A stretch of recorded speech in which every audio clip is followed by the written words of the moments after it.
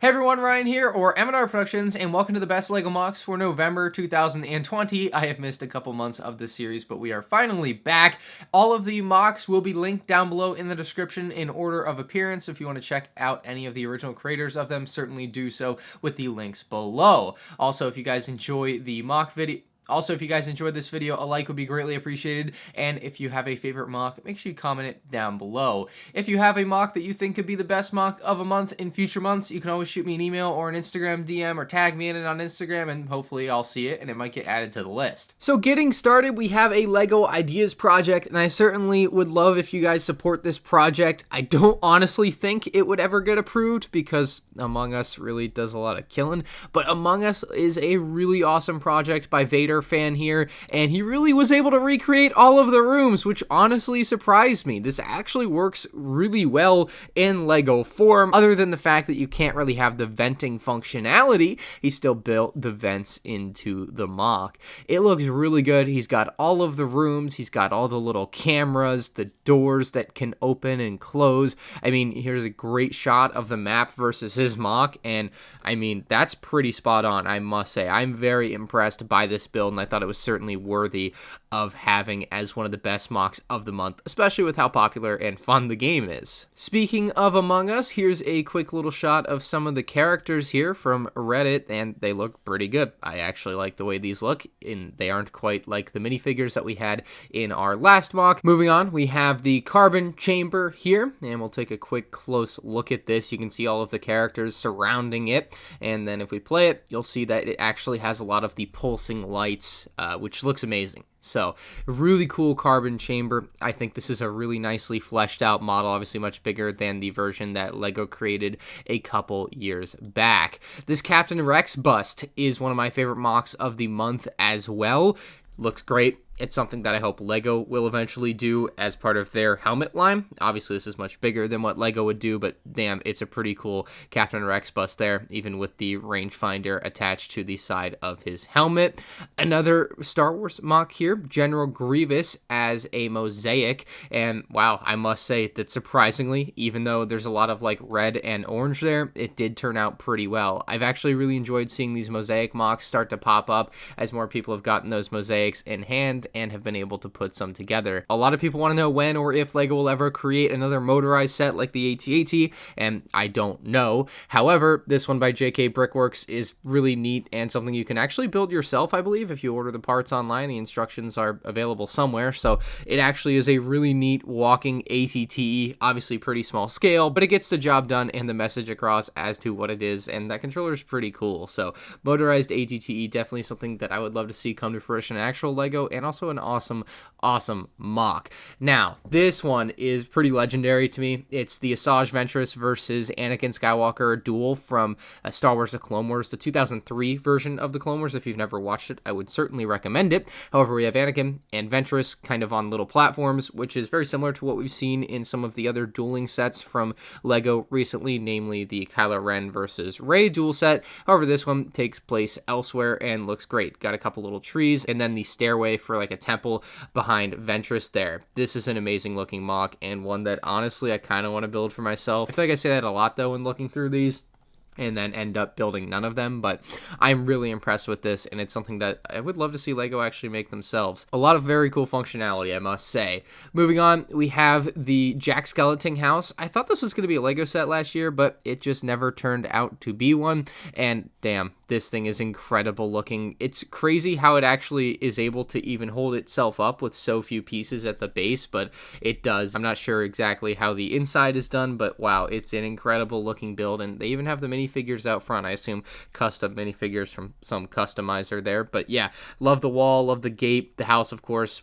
Just incredible. Like, it really is. It's a dang near perfect Moc. Speaking of perfection, the Sith Infiltrator here is great looking. Obviously digitally built, so not in the physical form, but I assume you could build this physically if you so desired, and it even has a little UCS display plaque there. So this is a really awesome Moc. Obviously not something LEGO has ever made, so I love this. Looks great. Really representative of the actual in-universe version. Another buildable character style thing here with a battle droid, and this is pretty cool. Obviously not the same style of buildable characters that LEGO has done in the past, but this kind of brick built look that kind of reminds me of the Minecraft ones, honestly. And wow, this is a great battle droid that actually turned out really, really well, and you can see some of them getting chopped up by the lightsaber blade in the background. I had to pick this one because it was one of my favorite TV shows growing up. Johnny Bravo, Brickheads, the sunglasses, the all black shirt, the blue pants. I think he's holding a microphone, and then of course the classic blonde slicked up and kind of back hair.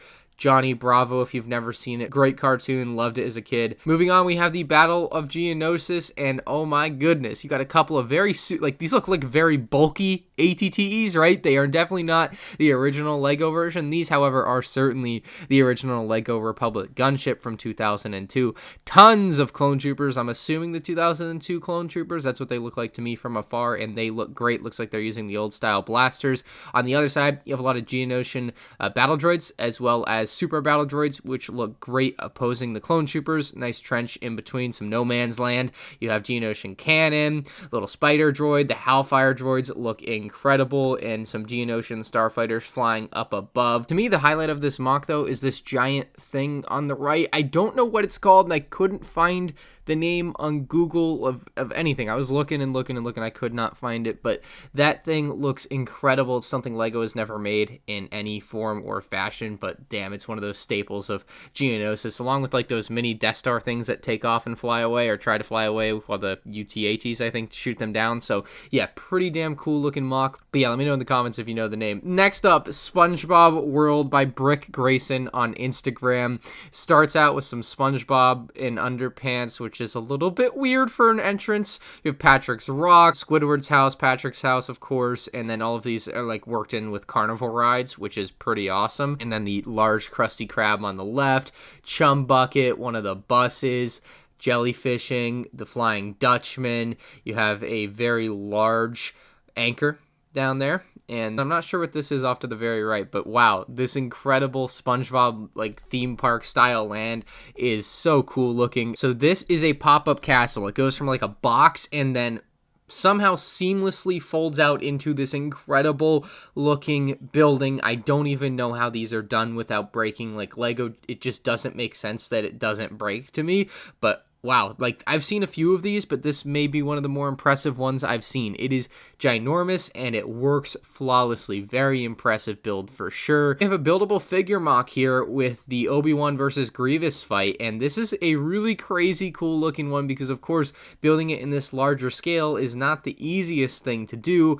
but they have built the Grievous wheel bike pretty much perfectly here with just all the little spikes and whatnot on it, and he's got his little control panel that he's holding on to. He's even got the staff that he has from one of the Magna Guards, of course, trying to fend off Obi-Wan with his lightsaber. Obi-Wan is riding the Boga, which is also a really, really well done build, and overall, I just really thought this was a really creative and unique mock compared to the rest of the stuff I had seen this month. Moving on, we have Tealus Prime, a collab between a few people here on the right, and this one came out so stupidly good. I don't even know how to explain this one. Just the coloring alone looks crazy cool. You can see some micro or mini scale vehicles kind of coming in, maybe more midi scale. You have a kind of version of the same ship of the Razor Crest, a lot of Separatist vehicles and ships coming on in, Crass gunship on the bottom left, a lot of really neat plants and just like pink water or something to that degree,